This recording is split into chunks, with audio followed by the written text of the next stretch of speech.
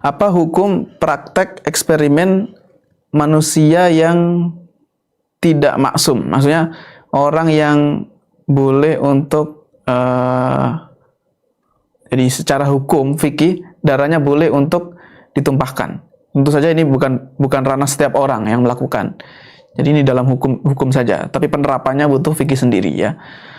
Jadi apakah boleh orang yang sudah tidak maksum lagi, yang sudah tidak terjaga lagi kehormatan darahnya, kehormatan nyawanya, boleh nggak dijadikan praktek dalam eksperimen? Dan ini lebih ke praktek dari sisi kedokteran ya, dijadikan praktek dalam ilmu kedokteran untuk seorang yang al-kafir al-muharib.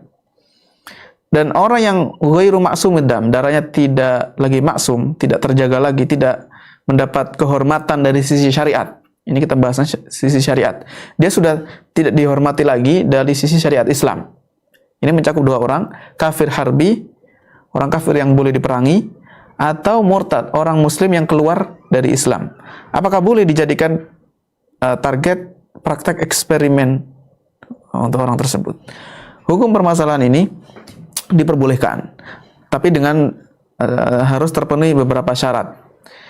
Dengan beberapa syarat ketika penerapan eksperimen tersebut. Kemudian juga tidak menyebabkan tertundanya hukuman yang wajib bagi orang tersebut.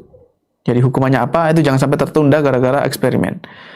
Jika eksperimen tersebut memberikan madharat yang lebih besar dibandingkan madharat yang diizinkan dalam syariat, maka tidak diperbolehkan. Misalkan, dia hanya seharusnya dibunuh saja, tetapi kalau sampai menyebabkan dia tersakiti lebih berat, ya, dimutilasi misalkan, atau disiksa terlebih dahulu, maka tidak diperbolehkan. Karena berarti ketika melewati batas tersebut, termasuk menambahi sesuatu yang seharusnya. Ya, dalam misalkan kasus orang yang murtad, hanya dibunuh saja.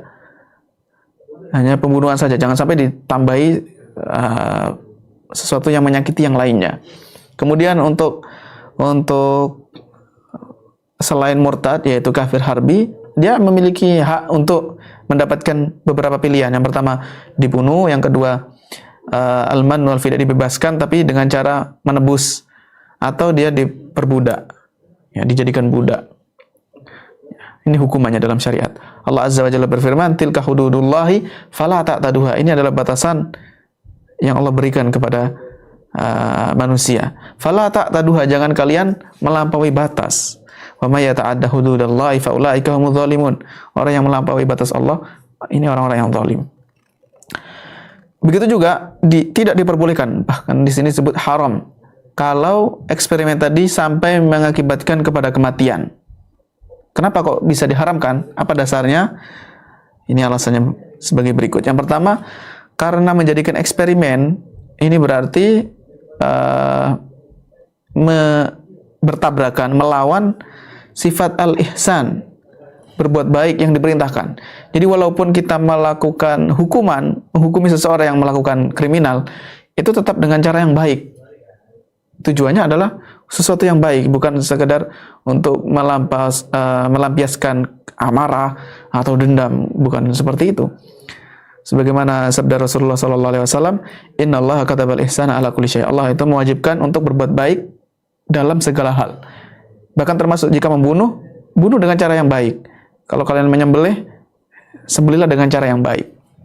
Misalkan dalam menyembelih, alat yang digunakan untuk menyembelih, pisaunya itu harus ditajamkan. Lalu kemudian sesuatu yang disembelih, binatang yang disembelih, ya kambing misalkan ketika kurban atau ketika kebutuhan yang lain, dibuat yurih dzabih atau dibuat nyaman. Tidak boleh disakiti terlebih dahulu. Begitu juga orang yang sudah berhak untuk dihukum hukuman dihilangkan nyawanya, dibunuh. Ini juga dengan cara yang baik juga caranya. Nah, dengan cara yang baik juga. Tapi kalau dilakukan eksperimen sampai menyebabkan kematian, ini bertentangan dengan konsep tersebut.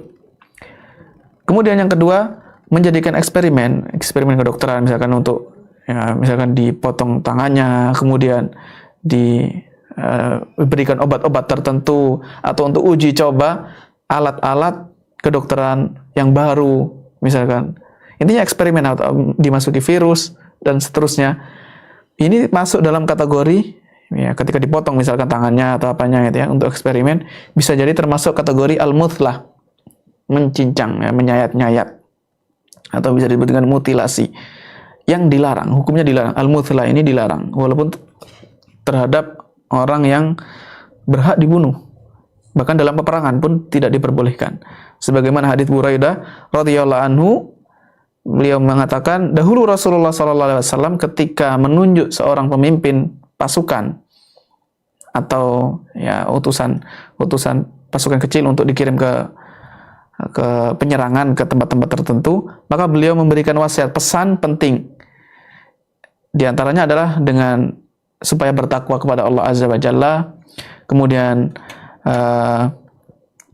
berbuat baik kepada orang-orang muslim yang bersamanya. Lalu beliau di antara nasihatnya tadi, pesannya mengatakan uzu bismillah, berperanglah kalian dengan ya, di jalan Allah, bismillah, dengan menyebut nama Allah di jalan Allah. Qatilu man kafara billah, perangilah. Jadi bukan langsung bunuhlah, tapi perangilah orang yang kufur terhadap Allah. Berperanglah kalian, tapi jangan berbuat sesuatu yang curang. Ya la tahullu wala taqdiru wala, nah di sini syahidnya, wala tumathilu, janganlah mencincang korban. Orang yang sudah mati jangan dicincang lagi, tidak boleh. Wala taqtulu walidan, jangan membunuh anak kecil dan seterusnya, membunuh orang-orang yang tidak boleh dibunuh. Ini ada aturannya dalam Islam. Jadi peperangan dalam Islam itu menjunjung tinggi adab-adab yang mulia. Ya, peperangan ini bukan solusi yang pertama. Itu pun kalau sudah ditempuh ada aturannya. Kemudian alasan yang ketiga yang mendasari bahwa eksperimen ini kalau menyebabkan kematian nggak boleh, ya walaupun orangnya sudah tidak maksum lagi darahnya, adalah karena perbuatan tersebut menyelisihi sifat yang syar'i dalam membunuh seseorang, ya. Ketika had hukuman pembunuhan itu dalam Islam, itu hukum asalnya adalah bisaif, dengan pedang. Dan pedang adalah alat untuk membunuh. Ketika dia menggunakan eksperimen, ya, misalkan dengan racun atau obat-obatan yang baru ditemukan, maka itu menyelisihi sifat yang syar'i dalam pembunuhan. Sifat yang syar'i, walaupun tetap membunuh juga, tetapi cara yang syariat tidak demikian. Dan membunuh dengan cara ditebas dengan pedang ini termasuk sifat al-ihsan, berbuat baik kepada korban. Dan ini yang diperintahkan, ya, baik orang kafir harbi yang boleh diperangi, orang kafir non muslim yang boleh diperangi, atau orang murtad yang keluar dari Islam. Itu hukum asalnya adalah dengan cara dibunuh dengan pedang, ya, ditebas dengan pedang.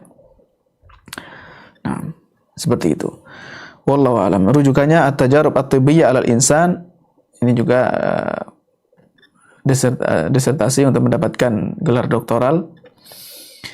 Qism Fikih Kuliah Syariah, karya Dr. Abdurrahman Al-Uthman. Kemudian Al-Ahkamu Syar'iyyah wa Tibiyyah lil Mutawaffa fil Fiqhil Islami, hukum syariah dan hukum kedokteran untuk orang yang sudah meninggal dari tinjauan fikih Islami, karya Dr. Balhaj Al-Arabi Ibnu Ahmad. Ini bukan kitab, ya, tetapi jurnal yang diterbitkan di majalah Al-Buhuthul Fiqhiyah Al-Mu'asirah nomor 42. Kemudian Fatwa Syabakah Al-Islamiyah. Baik, ya. Ini adalah hukum seputar menjadikan orang yang boleh dibunuh dalam Islam dijadikan target praktek eksperimen, ya, terutama eksperimen dari sisi kedokteran maupun eksperimen yang lainnya lebih umum lagi. Hukumnya seperti itu. Hukum asalnya adalah diperbolehkan jika terpenuhi syaratnya dan tidak menimbulkan kerusakan yang lebih besar, madorot, atau tidak menyakiti lebih banyak. Itu syaratnya. Tapi kalau menyebabkan madorot yang lebih besar, maka tidak diperbolehkan. Wallahu a'lam.